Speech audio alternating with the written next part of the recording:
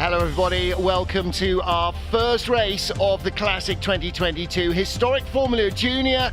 The same cars with smaller engines than would have been at Grand Prix cars at the time. Mike O'Brien and Cam Jackson start at the front of this 53 car field, followed by a whole host of different marques, 15 different manufacturers, 20 plus Lotuses. This is where Colin Chapman really started making money from customer chassis, with the drivers able to race a car that was 75% the same as the current Formula One car. Well, these minute cigar-shaped classic racers heading out into bright morning sunshine at Silverstone.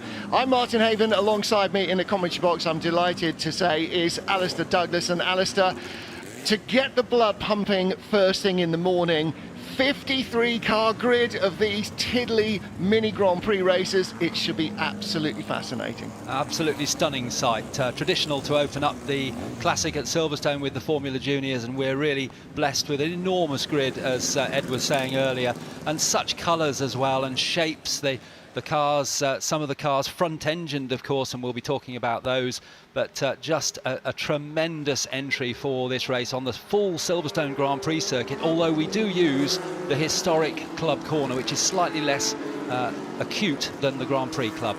Yeah, slightly less punishing on the brakes and the chassis and the tyres of these older cars. Of course, the tyres are up to date. All the cars will be probably in finer fettle than they ever were racing in period. But talking about them as mini Grand Prix cars, at this time, these cars were 1 litre, 1.1 litres. Formula One was a 1.5 litre category. So cars like the Lotus 22, if you put a 1.5 litre Coventry Climax engine in instead of a 1.1 litre engine, you could sit on a Grand Prix grid in the same chassis. So to say they're mini Grand Prix cars is actually a little bit to underplay it. Absolutely it is, yes, and we'll be seeing the same chassis running in the pre-66 Grand Prix cars later on. So yes, you slot into the back the engine that you want to use, and Formula Junior was very much the feeder formula directly into Formula One. There was no real intermediate stage at this point. We've got multiple levels at the moment, but then it was straight from Formula Junior into Formula One. Now the cars for this morning's races are coming out, well, off the pit lane that they would have used in period, the old Silverstone Formula One pit lane, a heritage pit lane as it now is. That's where we're based, where the TV trucks are. Cameras, of course, all the way around the circuit. But the races start and finish in front of the modern Formula One pit lane, in front of the wing that was opened half a dozen years ago. So there will be a formation lap as the cars come up to the grid for a rolling start. Now for these cars and some of our others, they will do a full lap of the circuit and then come back towards the start-finish line here at the wing, so out of Club Corner. So these guys will have a lap and a half to try and sort themselves out, get themselves into position, and of course in a lap and a half's time, having come out of the pit lane, they've got to line up side by side for the rolling start. So you can't just focus entirely on warming your tyres and brakes. You've actually got to pay attention to where the driver is, who you're supposed to be alongside in the formation. And hopefully on the hangar straight, when they get round there this time, we will start to see that. Everybody's starting to look at forming up 2 by 2. And with 53 cars, that's not the work of a moment. What we don't want is for our race director to have to wave them by at any stage, because we want to get this classic off to an absolutely cracking start. Indeed, yes, and one thing that strikes me as we saw that long shot down the Hamilton Straight, where they'll be starting in a lap's time, is how small these cars look on this very wide Grand Prix circuit. Perhaps if you're used to watching modern Grand Prix cars, you don't get the full scale of the circuit. Now then, a failure to proceed already. Car number 150, and that is David Watkins in one of the lesser-known manufacturers. Formula Junior, like the Formula 500 that preceded it, the 500 Formula 3 cars, brought in a whole host of small operators who didn't really survive, and David Watkins is in one of those. It's an Elfin. I mean, it is elfin in its dimensions. It's an absolutely beautiful little jewel of a car.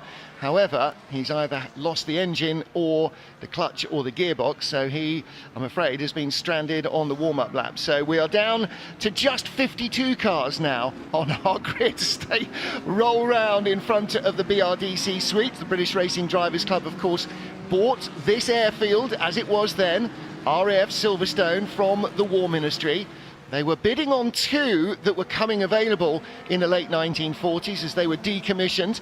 It was Silverstone here in Northamptonshire and Snitterfield in Warwickshire. And Silverstone became available first, otherwise we would be having the classic at Snitterfield, the home of British motor racing. Doesn't sound right now, but of course we've had half a century to get used to Silverstone as being the home of British motor racing, and what a great venue it is. Much of the layout of this track, of course, even now, is as it would have been in period for these cars. Much more in the way of gravel traps and runoff areas, better tarmac. In the early days, it was just the jury-built concrete runways and taxiways that were being used for racing, with oil drums to mark out the corners, and hay bales when they came down into the crisscross formation of the early circuit to stop you going straight into oncoming traffic. But these days, a full FIA Grade 1 and one of the greatest circuits on the planet. The Silverstone circuit continues to see developments. You can see down there on the Maggots and Beckett sweep, a new development going in there. The brand new hotel is growing opposite the wing as well. But for the drivers, the focus is on this ribbon of tarmac and trying to get the best out of it in their diminutive cars. Low on power, low on mechanical grip. This is all about momentum, keeping your speed up in the corners. So this is a real fine art, and without aerodynamic wings, this is going to be a real slipstreamer as well. So the drivers at the very front know they're giving away a big tow to the cars behind them, and they will have to have their wits about them. 52 cars heading up the hangar straight as they complete the warm-up procedures. We are ready for the first race in the 2022 Classic here at Silverstone for the Formula Juniors.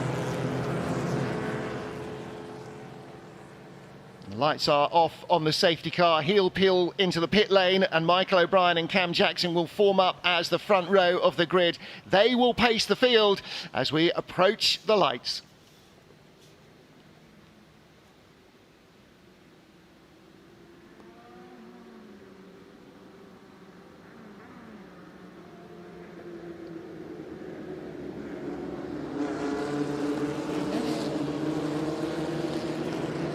Race 1 of the 2022 Classic will get underway with historic Formula Junior. 52 cars racing down towards the first corner from their 2x2 formation. They're 4, 5, 6, 7 wide into the first turn, through Abbey, sweeping left into Farm and down to the first braking area of Village. The red nose is Alex Ames from third on the grid, but in the green and yellow Lotus 22, Cam Jackson takes the lead. The Brabham of pole sitter Mike O'Brien in third place. So our first three qualifiers already dicing for control here, and it is the Lotus that sears out in front. And Alistair, a nice clean start from everybody. Really important to survive the first few corners. You're not going to win it there, but you can easily do irreversible damage. Indeed, yes, easy to tangle wheels, but these drivers all showing each other a great deal of respect, and you can see there, 4 cars abreast coming into Brooklands, but we've got back with the leaders again, and it is indeed Cam Jackson, as you say, who's taken the lead, with Alex Ames, who made a great start from the second row in his Brabham BT6, similar to the car from pole sitter of Michael O'Brien, who didn't get such a good start as they go down the old pit straight. This is where they would have started in period, into Copse Corner, and it's still Alex Ames who leads, but Cam Jackson right behind. In fact, Alex Ames has lost the lead to Cam Jackson there in the run into Copse Corner as they go now up towards Maggots and into Beckett's. Lush kicking up a little bit of dust there from some treatment to some oil on the track from yesterday. Yeah, quite a lot of oil down, and somebody already at the side of the track smoking away as the leaders sweep through the Beckett's S's, and that is Eddie O'Kane in one of the Irish-built Crosleys. So here's 1960 car. I mean, that's the vintage of these cars. They were born in 1960, so even the youngest of these is over 60 years old. These cars are nearly pensionable material. The leader has broken away momentarily. The first of the Coopers there with the white stripes, you can see looking to scythe up the inside with the psychedelic helmet. That's Sam Wilson. And does he move into third place? Looks like he did at Copse Corner. But nobody is likely to break away here for long. These cars don't have major aerodynamics, but they are very hard to break away from their rivals. They give a little bit of a tow, and the three cars behind will be quicker than the leader on his own. So sweeping up behind, there you go. They've closed the gap down in two short straights into Abbey. It's no longer the leader and three followers. They are all together. In fact, the lead group now is half a dozen strong, with Fitzsimon joining in on the back. So Horatio Fitzsimon from fourth on the grid in sixth place, but that is your lead group. And surely from there, we're going to see some pretty epic dicing. This is a 20-minute race. So they're a lap and a bit in, 3 minutes gone. Lots and lots of racing, because these cars are likely to change position on every straight and pretty much in any corner. Alex Ames there trying to get into the slipstream of Michael O'Brien in second place, but the leader is still Cam Jackson, who's made a tiny break. But as you've just said, Martin, that break will not last very long, because the other drivers will close up. But it's Cam Jackson in car number 83 who leads from Michael O'Brien, the current Works McLaren driver in GT racing. So he has lots of experience. Right in there behind Cam Jackson as they come down the old pit straight, as we call it, where they used to start the race, into the wonderful Copse Corner. And a lot of work going on in the cockpit of Alex Ames' car there, just trying to keep the car in line in third place. And in fourth place, Sam Wilson in the first of the Coopers, as they go up to the wonderful Beckett sweepers. And it's still Cam Jackson who leads, but look at Michael O'Brien closing up as they go through that first element of Beckett's, right under the gearbox now, as they turn out from Beckett's to Chapel Curve and onto the Hanger Straight once again. And with the orange highlights behind him in third place, a little bit on his own is Alex Ames, but behind him Sam Wilson closing in, and in sixth position from eighth on the grid, Tim De Silva. He's joined the back of this queue in his Brabham BT2. You mentioned McLaren with Michael O'Brien. No McLaren race cars at this stage. Bruce McLaren was already starting to cut his teeth, and he was racing with the Brabham team, having come over following in the wheel tracks of Jack Brabham. And Bruce didn't start his own team until a few years later, but by this stage was already establishing himself as a front-running driver. Jackson and O'Brien, the leaders, and then side-by-side Ames and Sam Wilson with the white stripes and the green and blue lurid psychedelic helmet, looking up the inside, doesn't manage to get through. So Sam Wilson in the best of the Coopers in this race, battling for third place with Alex Ames in his Brabham. And it is Lotus, green, and the bright yellow wobbly wheels on the Lotus of our race leader, and that is Cameron Jackson, with Mike O'Brien, the pole sitter, in the blue and gold, dark blue, almost black and gold Brabham in second place now. So these two starting to make a little two-car break. And as in cycling, so too in small capacity motorcycles and cars. If you can work with somebody else, you can slipstream each other further away. Mike O'Brien now might want to just settle in behind Cam Jackson for a lap or two and allow them together to pull away from the battling group behind, and then he can sharpen his knives and go against Cam Jackson to try and win this one. Absolutely right, yes. If Cam Jackson knows that he's not trying to be passed immediately by Michael O'Brien, then they can both take the optimum racing line, with O'Brien slightly at an advantage because he doesn't have to break through the air. But we can see now a four-car battle building up for third place, with Sam Wilson ahead with Ames, Fitzsimon and De Silva there. You mentioned Tim De Silva coming through. He was seventh on the grid, so he's come up to sixth place ahead of Andrew Hibbard. Through Beckett's they go, and it's the Cooper of Sam Wilson in third place with the white stripes, and then it's the orange nose immediately behind of the Brabham of Alex Ames, who took that really good start from the grid and actually led for the first few corners, but back down in 4th place now as the leaders come down into Stowe Corner. And Michael O'Brien just having a cheeky little look there on the outside of Stowe. That's where Nigel Mansell did that double shuffle on Nelson Piquet all those years ago, and Stowe Corner still there on the Silverstone circuit. And behind, Horatio Fitzsimon was looking at the back of Alex Ames, having got by Tim De Silva. So 3rd, 4th, 5th, 6th, all still squabbling together. Lots of position changes further up and down the field as well. Lee Mole up 2 spots in the last lap. He's now up to 13th place. Lee Mole racing another Lotus in a dark graphite grey colour, very much not in period, but certainly a car colour that he is very enamoured of. And Sam Wilson starting to break away, the green car with the white stripes. He's got that bright green and blue helmet you can see quite clearly to the left of your shot, and Alex Ames behind him made a good start, but he's not keeping pace with the front runners. Looks like he's got a little bit more oversteer in the slower corners than some of them. Maybe made some changes after qualifying yesterday to try and make the car more to his liking. Doesn't seem really to have worked. And is there a lead change? No, not yet. Again, O'Brien having a little look at Cameron Jackson's Lotus. Showed his nose on the inside, coming down the Wellington straight, down into Brooklands, sweeping around this long, never-ending right-hander at Luffield, waiting to pick up the power. Here we go, now accelerating through the exit of the curve, hugging the pit wall as you sweep down past the old pits, and their teams there with the lap boards will be hanging out down what was the front straight here at Silverstone into Copse Corner. Still as daunting a challenge for these cars, I'm sure, as ever it was.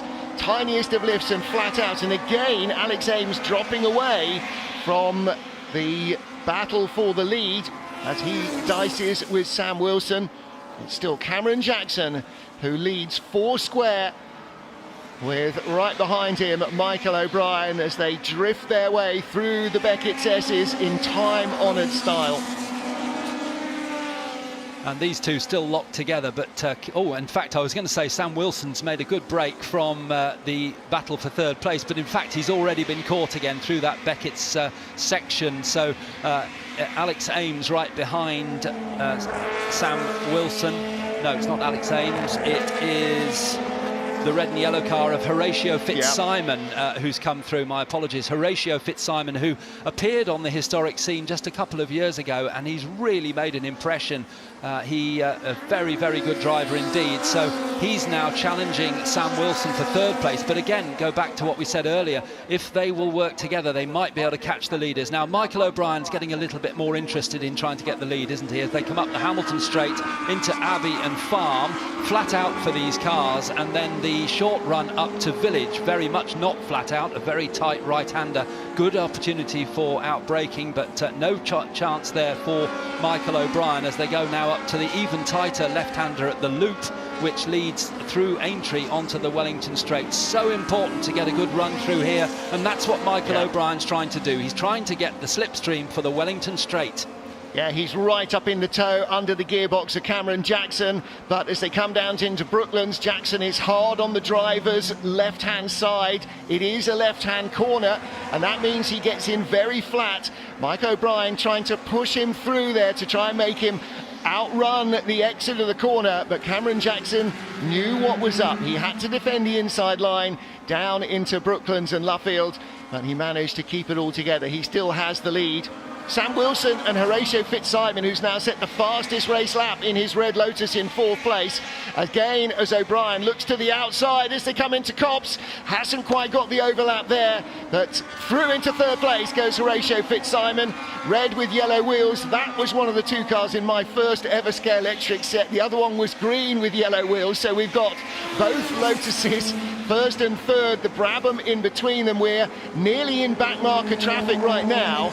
So there are 51 cars running now, and so the last of them, ironically, is car 52, Jeremy Dealey's Lotus 18. We'll be closing up on that soon, and in fact the leaders have are closing fast on that car right at the tail of the field. That, in fact, is car number 7, Duncan Rabagliati, in his Alexis. And Duncan, one of the leading lights in Formula Junior, and he's got one of the front engine cars, and a very different looking device it is, as you can see, much more upright, much more like the mid-50s Formula One cars like the Van Wall, with which Stirling Moss won, Van Wall won the first Grand Prix post-war for a British manufacturer, and that battle in traffic has now swung very nicely in favour of Cam Jackson. What about the battle for third? Fitzsimon back right up with the leaders, hands out to the cockpit. A problem for Cameron Jackson. Was that Jackson who had his arm out of the cockpit?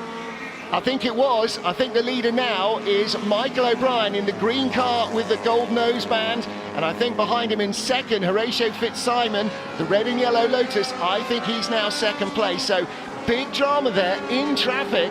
Cam Jackson didn't look like he had contact, but did look like he had the arm out of the cockpit, the universal sign that he's got a mechanical problem.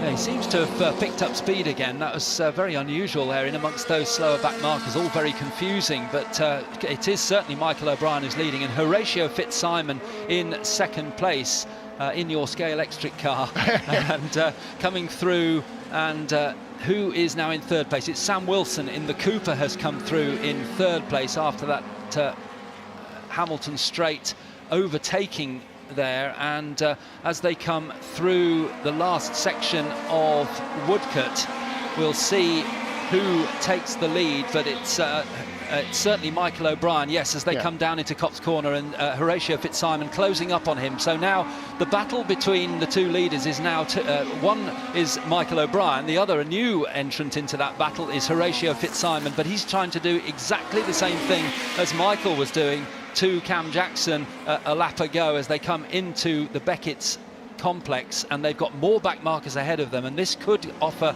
an opportunity to Fitzsimon down the hanger straight into Stoke Corner. Yeah, they go by the blue car of Peter Finichel, a T56 Cooper, and the leaders coming through, another of the front engine cars. You can see much more upright as they go by him. Cam Jackson is still there in fourth place, but here's the challenge for the lead. Horatio Fitzsimon goes a long way around the outside at Stowe, and back up against him, straight through again comes the Brabham. So back into the lead goes Michael O'Brien, our pole man.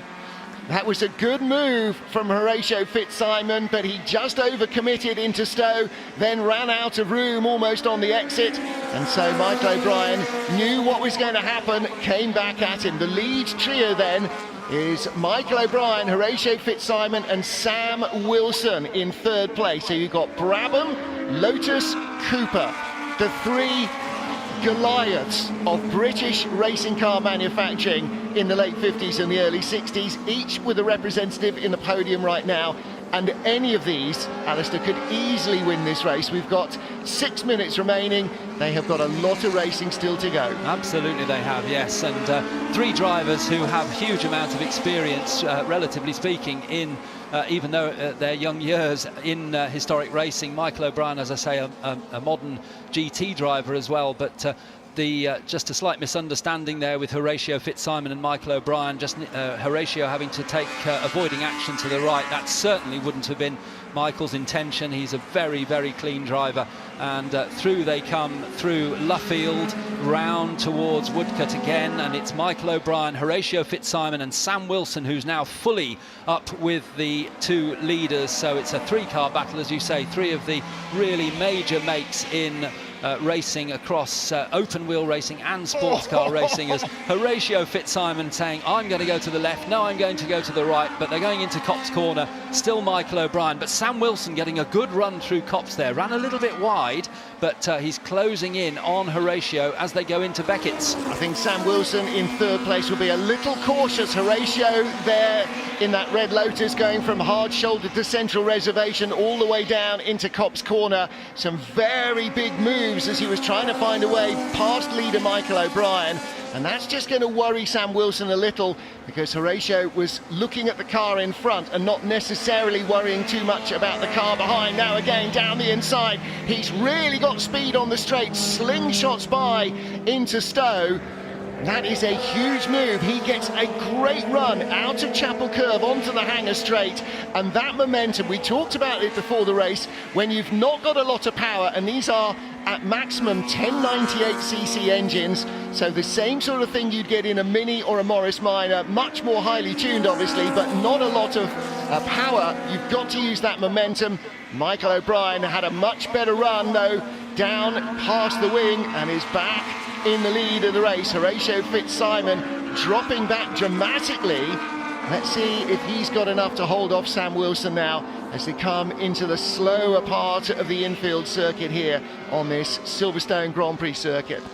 And in my mind, Michael O'Brien read the traffic there at Stowe Corner much better than Horatio Fitzsimon and Sam Wilson. He just positioned his car slightly wide through Stowe, so he was in the right place to pass those slower cars as they came out of Stowe, and the result is he's opened up a little bit of a lead. I suspect it won't last very long, but that shows how reading the traffic is so important, and Michael, being a modern GT driver with multi-class racing, will be used to being in a faster car, so he's trying to look ahead all the time as to where the slower cars, where he's going to catch the slower cars, and how he can maneuver to get past them with the least time loss possible. Sam Wilson now really putting pressure on Horatio Fitzsimon as they come through Woodcote Corner and onto the straight down towards Copse. Michael O'Brien, look, checking his mirrors there, checking his right-hand mirror, seeing where is Horatio going to try and get past me this time. He was, as you say, hard shoulder to Central Reservation last time.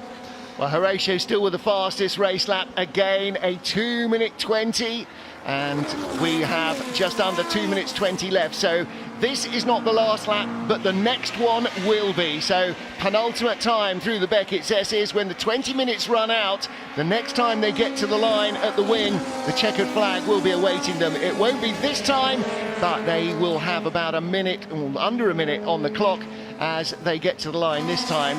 Oh, and a little bit of a grassy moment for Harinder de Silva in his Mark II Lola, one of the last of the front engine cars. His son Tim de Silva currently leading the charge in 4th place, ahead of Cam Jackson, the early race leader. But it's O'Brien and Fitzsimon with Wilson in close attendance. That's your lead trio. A minute and odd as we get to the line. So they are about to start the final lap of the race. And just in front of them, Justin Fleming in another Mark II Lola. Again, you can see the slight offset of the driver there as the powertrain in front, and the prop shaft has to go alongside to get to the rear axle, so the driver can't sit in the middle, he'd be too high up. Leaders on the last lap then, it is still Michael O'Brien, and Sam Wilson lunges to the inside, dives down the inside of the red car, Horatio Fitzsimon. Wilson making his move now, he's up to second, and he is on to the tail of the leader. Are we going to have a Brabham green and gold win? Are we going to have a Cooper green and white win? Or are we going to have a red and yellow Lotus win? Right now, here comes Horatio Fitzsimon. He's again got the speed down the straight, the red Lotus. Just goes straight by Sam Wilson. Wilson looking to the inside now as it's almost 3 wide for the lead into Brooklands. Fantastic action on the final lap here, Alistair. It is indeed. Michael O'Brien still out front. Horatio Fitzsimon with that extra bit of speed he seems to have in the Lotus down the Wellington Straight, able to get past Sam Wilson but not able to get past Michael O'Brien. Now Sam Wilson lining up as they come through Woodcote Corner onto the Old Pit Straight, and he'll be looking for a move perhaps into Copse Corner. I don't think he's going to be able to get through there. No, he doesn't. Horatio's too quick, so they go through Copse up towards Maggots now, the flat out left-hander which leads into the... Oh, and Sam Wilson's in trouble. He's pulled off. So Sam Wilson, our 3rd place car, what a shame. Last lap retirement for him. But the lead battle goes on, and it's Michael O'Brien who's leading from Horatio Fitzsimon, as we see poor Sam Wilson climbing out of his car. Back to the leaders again for the last run down to the line. Right, 2 men standing for victory here. There are slower cars in front. Will they catch them before the line? They might do, you know. That Lotus is dangerously close to Mike O'Brien again. Horatio Fitzsimon seems to have the speed on the straight, comes right by So the little square rig Lotus 18 in front might be the fly in the ointment. The Lotus 22, the more cigar tube shape, the red car of our new leader, Horatio Fitzsimon. We're coming into the final stages. Club corner, 3-stage right-hander. The checkered flag is right there. It's going to be a drag race to the line on the inside. Michael O'Brien has the tighter line. Fitzsimon has been drifting out wide. He's got the speed in the straight. It is victory for Michael O'Brien from Horatio Fitzsimon by 13 hundredths of a second. And after that very unfortunate retirement with what looked like collapsed suspension on the final lap for Sam Wilson, it should be Tim De Silva who takes victory. Michael O'Brien, not that fussed by victory. He could not be more jubilant, could he? Absolutely, he's such a nice person. He's son of Mike O'Brien, who used to race in British touring cars many years ago, and Mike O'Brien and the team prepare this car for Michael to drive, and it's a wonderful sight. Such emotion from Michael O'Brien. Absolutely. That was as nerve-jangling for him as a full Grand Prix distance. Michael O'Brien, our first race winner at the Classic 2022. Victory on the Silverstone Grand Prix circuit for Michael O'Brien, the man who put the car on pole by over a second from Cameron Jackson. Jackson had what seemed to be a mechanical problem when he was in the lead, dropped back a little. Alex Ames in the group early on, started strongly but faded from third on the grid to 10th at the flag. Horatio Fitzsimon came from fourth and within an ace of winning it, that red and yellow Lotus so fast on the straight. And then after the very disappointing failure, I think left front suspension collapsed for Sam Wilson on the final lap heading up to the Beckett's S's. Tim De Silva in his Brabham BT2 made it 2 Brabhams on the podium in third place. Well, cars are still streaming across the line. 26 of our 53 starters are still circulating or still to come to the checkered flag. So it'll be a while, but Michael O'Brien, no question, no doubting the delight. I'm sure there are tears in his eyes. He just looked so overcome with emotion. He comes into the pit lane and will come under our commentary position to head to the team and to the podium. So a great opportunity for him, I'm sure, to just snatch that victory at the final corner, and that's the way it always looked through the race. The red and yellow car of Tim De Silva had the pace in the straight, but it was very oversteery in the corners, and although he got his nose in front going into club, through Copse and through the Vale, held the lead, he was drifting out wide, and Michael O'Brien, able to hold a tighter line in his Brabham BT6, just nicked it at the line. Well, he led most of the race pretty much, Alistair, so I don't think that Horatio Fitzsimon will be able to say, well, he wasn't a fitting winner, but Horatio could have won that. That was so close. It was close, yes, and Mike O'Brien there in picture with the body warmer, the dark blue body warmer. That's Michael's dad, who, as I say, prepares the car, and he'll be as delighted for the other drivers as well. I mean, he's an absolute sportsman, and Michael there just celebrating with other members of the team. Well, there's 2 aspects to racing these cars. The first is just the pure joy of these purpose-built mini racing duels and just enjoying the performance and the grip and the handling. And the other has to be the respect between the drivers. They are open-wheel cars of a very elderly vintage, and you are very aware, as when you're racing a motorcycle, that if there is contact, somebody is very likely to get hurt. So you have to have that awareness, you have to have that mutual respect among the drivers. I think we've seen that. Didn't see any contact at all among the leaders, no matter how close the battling is. They're very aware of the potential pitfalls and the fragility perhaps of these cars, and as a result they just, I mean, what a battle, what a battle. You saw what it meant, and you can imagine how disappointing it was as well for the drivers like Sam Wilson, who had that disappointing retirement on the final lap, and the driver of this car as well, Eddie O'Kane, his Crosley, didn't even make it through to the end of lap 1. So just of our 53 cars, just 2 3 failed to make it through to the end of the race. And again, you know, these cars are 60 plus years old. So they were, A, they were built well then, and B, they are fabulously prepared now. They are really wonderful. And if you are at Silverstone at any stage over the course of the weekend, or if you're in any of these historic car meetings throughout the year, don't just stand and gawp at the cars. Don't feel embarrassed or afraid to ask what you think are probably idiot questions about them. The owners, the mechanics, the drivers, their passion just bubbles over. They will talk the hind leg off a donkey about their car. They will know its history. They'll know everything they've ever done to it, what it's done.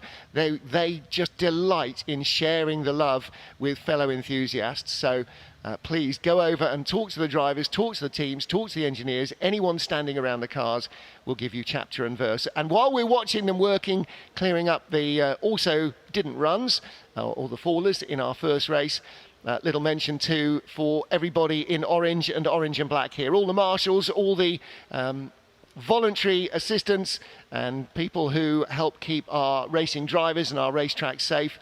All of them here enjoying the action at close quarters, called in when they need to keep the competitors safe, and all on a voluntary basis. If you fancy getting as close to the racing action as is humanly possible, search for your local Marshals Club. They will be very welcome to see you.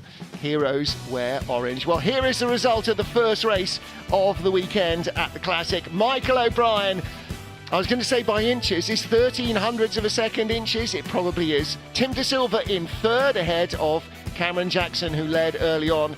Andrew Hibbard and Nick Fennell make up the top half dozen, ahead of John Milicevic, Westy Mitchell, Mark Woodhouse and Ben Sims in his unique Caravelle, unique in this field at least, rounding out the top 10.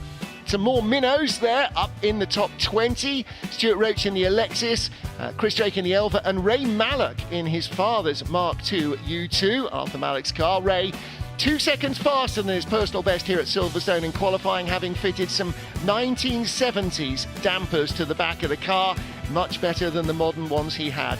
That's what it takes sometimes to get old cars to behave the way you want. And with 53 starters, just 2 of them failing to complete the race distance, what a fantastic race to get us underway. And that is the Classic Formula Junior.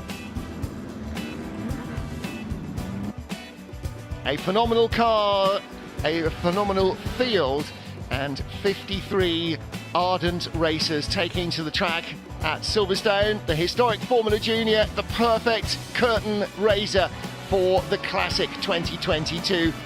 Cut and thrust with these mini Grand Prix cars, racing with inch-perfect precision all the way through the field. 53 cars from 15 different manufacturers. Lotus the most numerical, and they were in the hunt all the way through. In the closing stages, the Lotus of Horatio Fitzsimon looked as though he had it won, and then in the final corner, drifting out wide, he was caught and passed again by Michael O'Brien. And O'Brien and Fitzsimon battled in the closing stages. In the end, victory was earned by 1300ths of a second.